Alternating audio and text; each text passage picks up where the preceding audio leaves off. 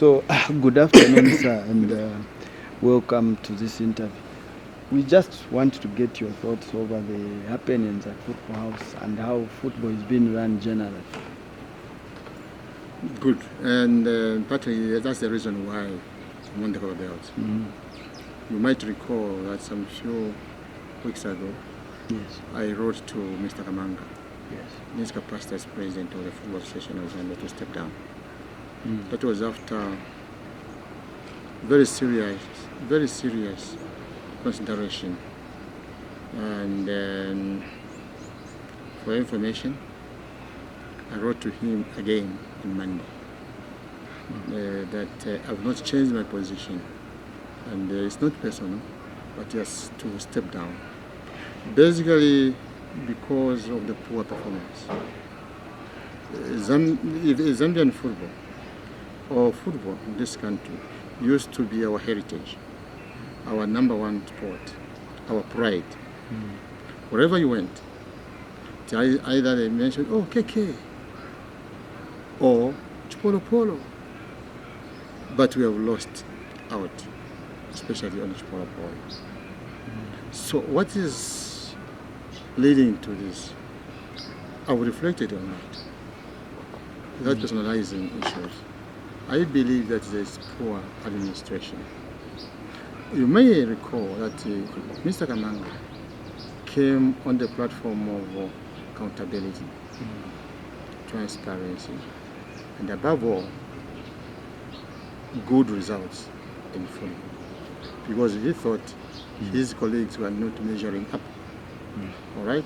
So, you recall, at 2010, 2011, somewhere there, he actually formed a parallel system when his colleague Arusha was in the office. It called for FIFA to come to Zambia to come and arbitrate. Honorable Kazavu, being a life member at that time, I think, he chaired as a neutral person.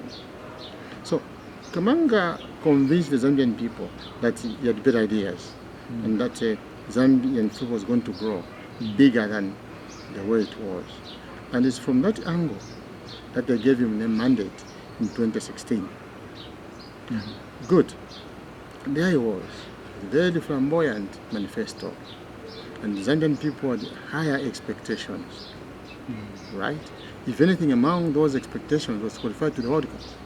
Because we've been qualifying to Africa Cup several times. But what has happened is that now, even what used to be our tradition of qualifying to Africa Cup has eluded us. You may wish to know that from 1974, when we qualified to the finals of Africa Cup, when we played Congo, by then Zaire, to 2015, Zambia only failed to qualify 3 times. That is a period of what? From 1974 to 2015, only 3 times. 50 something. But this is the record that Mr. Kamanga has broken. That in his 5 years, where the team should have been there 3 times, not even 1. So 0 out of 3. You also promised the Zambian people that you are going to make our appearance at the World Cup. I made an appearance at the World Cup. And don't tell me it is far-fetched. Senegal, Ivory Coast, Cameroon, Nigeria, including Angola, they have been to the World Cup. Who got independence? Angola got independence quite late. So there's nothing difficult. Really, it's not impossible. We're not talking about winning the World Cup, but we're talking about appearing at the World Cup platform. And Zambian people had the expectations that Kamanga was going to redeem us. But he has lamentably failed. Now, why has he failed? I've taken time to reflect. I believe that there are many factors why he has failed. First of all, he does not believe in the consultative mechanism. He means I know it all. Okay? And he hates his colleague Karusha with a passion. But he might not agree. But we have seen. And he doesn't want her to come anywhere near. And I'm not going to campaign for Karusha. Get it right. But I'm giving examples. There are voices like Swale, Kazala, Shenko, Damiano, all those, Sibata, all those are not anywhere near. I'm not campaigning for them. But these are the people who have got ideas about football. and given chance to help. And to help, they do not need to be president of FAS. Include them in your consultative approach. Probably they can help. But he has brought novices nearer him. But this is where we are, because there's nobody who's helping him. Further, I want you to read the Constitution. Yes. The Constitution has been mutilated. I think somebody called it legalized rigging. When he knew that his second term was going to be difficult, what he did, and following FIFA directive that we need to change certain systems, but he took advantage of that and he manipulated. So what he has done, went to the rural areas, provinces where we have got the provincial amateur football associations. He converted them and said, good, you are the chairperson for this province, for example, Okwe. And each province has got 4 membership below the chairperson. Exactly. Now, this chairperson automatically becomes a FAS member, executive member. And each province carries 4 votes. Now, which means 10 times 4 is 40. Now, Division 1 in this country, Eden sponsored teams, and the Super League, 18, 36. 36 plus 40, then you add the coaches, you add referees, they are 86. That is the electoral college, which you can easily, if you want, manipulate.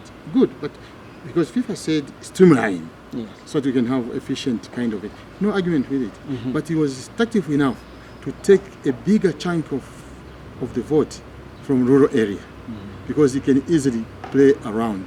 After all, he promised them mountains, which he has failed to fulfill. So now, this is the FAS. Then when they meet all these teams to the AGM elective, they only vote for the president, vice president, and 1 women representative, 3. Now, which means all these super teams, Division 1, Red Arrows, Green Buffaloes, Nkana, Mufrida, they have got no vote per se. 1 vote, quite all right, but they cannot stand, they cannot contest and become executive members of FAS, because it's already taken by provinces. Because 10 plus 3 makes FAS executive. So these people have got experience like in Nkana, Maite, Buffaloes, Indeni, Zesco, them, including Division 1, they cannot contest, is picked up. But that is the gap, that is the vacuum he has created. So that talent, that experience, that wisdom, he has siphoned it away. So, and that is the reason why you can see that now football is not being run by competent people. Because these people at the Forest Rangers, at Indeni, at Buffaloes, at Nkwazi, at the Green Eagles, who have got the expertise to manage the footballers, who have got the expertise to run football. But all those have been excluded from the running of football in this country. So that's tactically what he has done. So as a result, you can see now this is a share. So I believe that he must be answerable. He has failed to qualify the team to the Africa Cup 3 times, 2 times the World Cup. And now I ask, why should he continue? And if you look at him, just read his even body language. He doesn't show any remorse, even when the Zambia national team loses. Life has come to a standstill. In this town, Siri, Ndola, 2 weeks before any international match, life used to change. You see the joy, passion, the happiness, the interaction among the people. 2 days before, you could see the replica, the jersey, the scarves and what have you. It was happiness. That spirit is gone. So I believe time has come for us to act. Yeah, I mean, he came on the platform campaigning using, like you've said, integrity, accountability, and these are things. And obviously, his argument has been that I'm giving jerseys to clubs. I'm giving, these other incentives to clubs. There's a super sport deal and everything like this. What would be your comment? Because he promised us to say he will be a corporate magnate. That is where he deceived people. That is a good corporate guy. But believe you me, check the records. is not remitting statutory payments, obligations to ZRA and to NAPSA. There is 8 million outstanding. Is that good corporate governance? Number one. Number two, he gets money from Super Sport to give to the Super League teams. He owes them up to now. He only paid them half some time back. This year, he hasn't remitted. So he's owing all the clubs money. MTN sponsorship, nothing. Now, those provincial teams, which we have alluded to, that is why they fell in love with him. Because he promised mountains. He has not delivered any of those promises. Teams are now folding out. So, he has not fulfilled his obligation. But believe you me, if you want to talk of giving jerseys, it is not a favor. Do you know in the olden days, FIFA used to give about $200,000 to national federations. Today, FIFA is giving 1.5 million. If people are prudent, should know to utilize that kind of money. And how much is the CAF giving? It's giving also good, handsome money. It's over 100,000. So there's good money coming in. Then the sponsor is also pushing in money. So if there was prudent management, you would have seen the growth of football. For to me, that is where also the big failure has come, because in the mind of Zambians, this is a corporate person and we are going to benefit. It is the opposite. And above all, he has got no strategic plan for football. That is not personal. Just reflect on it. He hasn't got anything. And the longer we keep him in the office, the more sad we become. So what would